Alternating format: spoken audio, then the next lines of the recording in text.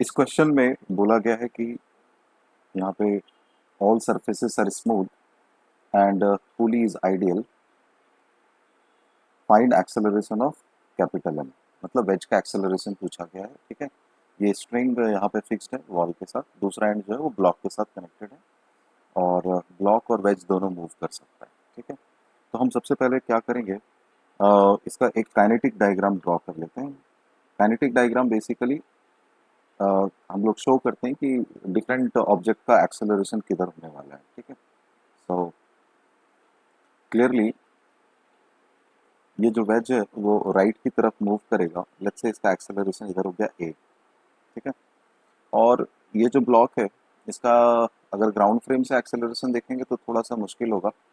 ठीक है, लेकिन हम जानते हैं कि वेज के फ्रेम में ये इधर ही आएगा, डाउन द इंक्लाइन। सो ये मैं लिख देता हूँ, this is relative acceleration A R with respect to wedge. ठीक है, तो अगर मुझे ब्लॉक का एक्सेलरेशन देखना होगा तो हम जानते हैं we can use the relative concept, we can write acceleration of block.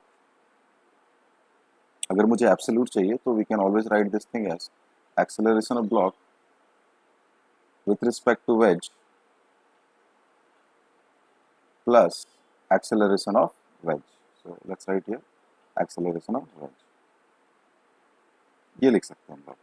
ठीक है, नाउ वेज के रिस्पेक्ट में तो हम जान रहे हैं कि इसका एक्सेलरेशन ए आर है इधर, और वेज का खुद का एक्सेलरेशन इधर ए है। तो अगर ग्राउंड फ्रेम में मुझे ब्लॉक का एक्सेलरेशन दिखाना होगा तो मैं बोलूंगा कि इसका एक और एक्सेलरेशन होगा और वो इस डायरेक्शन में आ जाएगा। ठीक है, जितना वेज का एक्सेलरेशन है वो ऐड करना पड़ेगा इसमें।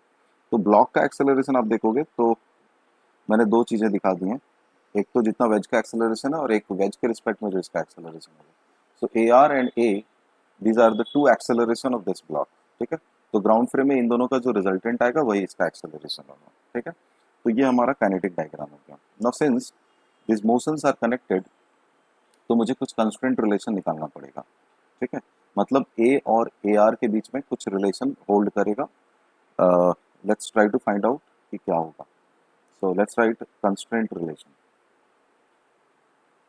ओके, नाउ क्लियरली आप देख सकते हैं, इसको हम लॉजिकली भी समझ सकते हैं कि अगर ये वेज आगे मूव किया लेट्स से एक्स डिस्टेंस। ठीक है, अगर ये एक्स डिस्टेंस आगे मूव करेगा तो ये यहाँ पे जो स्ट्रिंग है वो एक्स से शॉर्टन हो जाएगा, कम हो जाएगा वो लेंथ। और वो जो एक्स कम हुआ है वो डेफिनेटली ब्लॉक इधर उतना ही डिस्टेंस एक्स मूव करेगा। ठीक है, सो जितना वेज आगे जा रहा है ये ब्लॉक उतना ही डाउन द इंक्लाइन मूव करेगा। सो मैग्नीट्यूड वाइज हम बोल सकते हैं कि ए और ए आर जो होगा वो इक्वल होगा। ठीक है, A will be equal to A R, ये तो हम लोग लॉजिकली बता पाए। मैं वेक्टर में नहीं लिख सकता but magnitude wise they will be equal. आप चाहो तो इसको स्ट्रिंग कांस्टेंट से भी कर सकते हैं, क्योंकि हम जानते हैं कि जो स्ट्रिंग का टोटल लेंथ होगा वो कांस्टेंट रहेगा। ठीक है, तो मान लेते हैं कि ये सपोज लेंथ है एक्स और ये let's call it X R. Okay, so total length X plus X R will be always be constant. Okay, if I differentiate this thing तो मुझे वेलोसिटी का टर्म मिलेगा। तो dx by dt will be simply minus v, क्योंकि x कम हो रहा है। ठीक है, तो हम लोग इसको माइनस भी रखेंगे और dx r by dt जो होगा that will be the relative velocity of the block with respect to h। So we can write v minus v plus V R is equal to zero. If I further differentiate it तो हमें मिलेगा minus a plus A R is equal to zero. This then gives us A R will be equal to a। ठीक है, ये मैं logically भी कर सकते थे हम लोग, एक कंस्ट्रेंट से भी मैंने समझा दिया कि ये दोनों मैग्नीट्यूड वाइज इक्वल होंगे। फाइन, नाउ अब हम लोग क्या करेंगे, अब we will draw free body diagram और जितना लीस्ट नंबर ऑफ वेरिएबल में इस प्रॉब्लम को बना सके वही कोशिश रहेगी हमारी। ठीक है, ऐसे बनाने का बहुत सारा मेथड हो सकता है but we will try reduce number of equations. ठीक है, तो हम एक काम करते हैं, पूरे सिस्टम का एक बार फ्री बॉडी डायग्राम बना लेते हैं हम लोग। ठीक है, और फिर देखेंगे कि उस पे क्या, पूरे सिस्टम पे क्या क्या फोर्सेस होगा। ऑलराइट, तो let's try to do that. Okay, so अगर मैं पूरे सिस्टम का फ्री बॉडी डायग्राम देखूं तो एक फोर्स आएगा यहाँ से टेंशन P, ठीक है, और बाकी जो नॉर्मल रिएक्शन होगा वो ब्लॉक और वेज के बीच में, that will be internal to the system. और वर्टिकल डायरेक्शन में I will be least interested, क्योंकि पूरे सिस्टम को अगर हम देखें तो खास करके वेज को, तो वेज का कोई एक्सेलरेशन हमारा वर्टिकल में नहीं है, और वर्टिकल में इक्वेशन लिखेंगे तो हमें ग्राउंड का एक नॉर्मल रिएक्शन भी लेना पड़ेगा जो कि अननेसेसरी वेरिएबल हो जाएगा।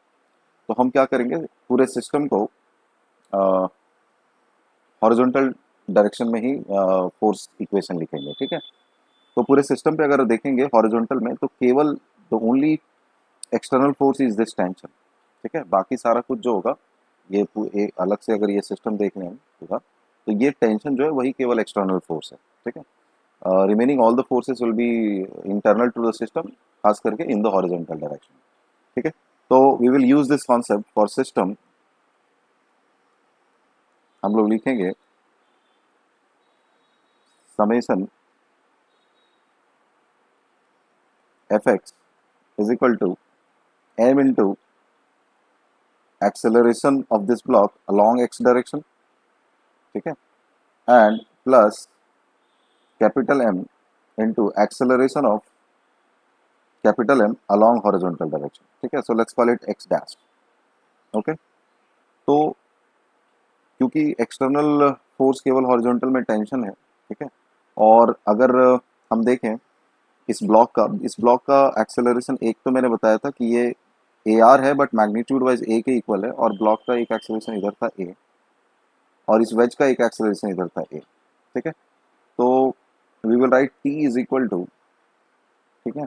अब हॉरिजॉन्टल में अगर हम ब्लॉक का एक्सेलरेशन देखेंगे तो इस ए का एक कंपोनेंट आ जाएगा यहाँ पे, ये वाला कंपोनेंट, ये एंगल अल्फा है, so this component will become A cos alpha, ठीक है।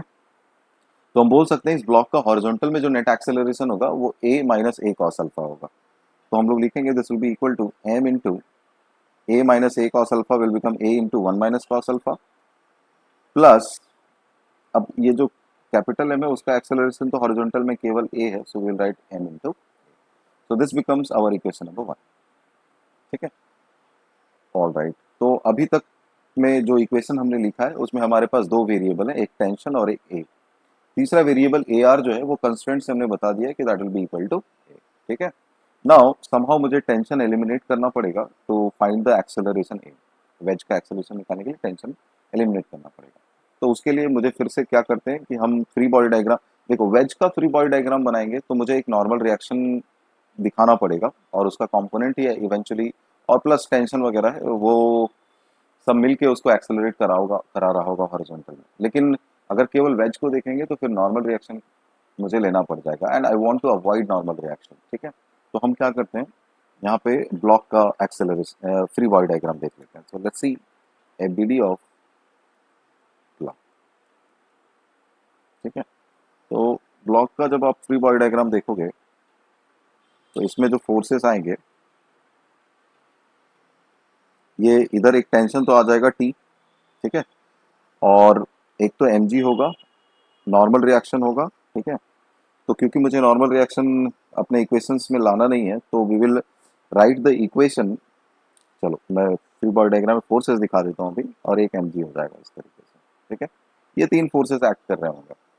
नाउ मुझे नॉर्मल रिएक्शन चाहिए नहीं, तो I will write the equation along the incline plane, तो उस डायरेक्शन में मुझे एक्सेलरेशन देखना पड़ेगा नेट इसका क्या है।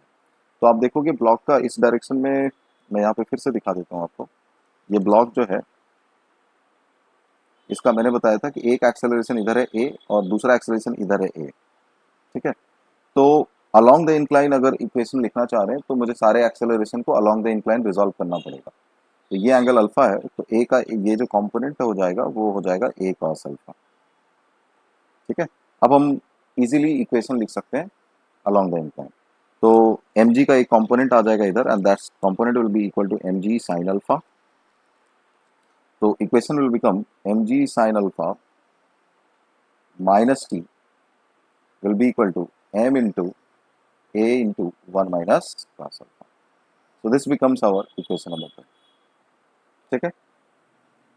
अब इन्हीं दोनों इक्वेशन को अगर हम सॉल्व कर लें तो हमें एक्सेलरेशन की वैल्यू मिल जाएगी, ओके। फ्रॉम इक्वेशन 1 इन 2 अगर आप सिंपली ऐड करोगे तो देखोगे ये टेंशन और ये टेंशन कैंसिल हो जाएगा। ठीक है, तो लेफ्ट हैंड साइड में मुझे मिला एम जी साइन अल्फा, और राइट हैंड साइड में अगर मैं ए कॉमन ले लूँ तो हमें मिलेगा ये M A cos alpha 1 minus cos alpha, और M A 1 minus cos alpha will become 2m into 1 minus cos alpha plus ये कैपिटल है। ठीक है, so this then gives us acceleration as mg sin alpha divided by 2m 1 minus cos alpha plus m. This is our required answer. All right.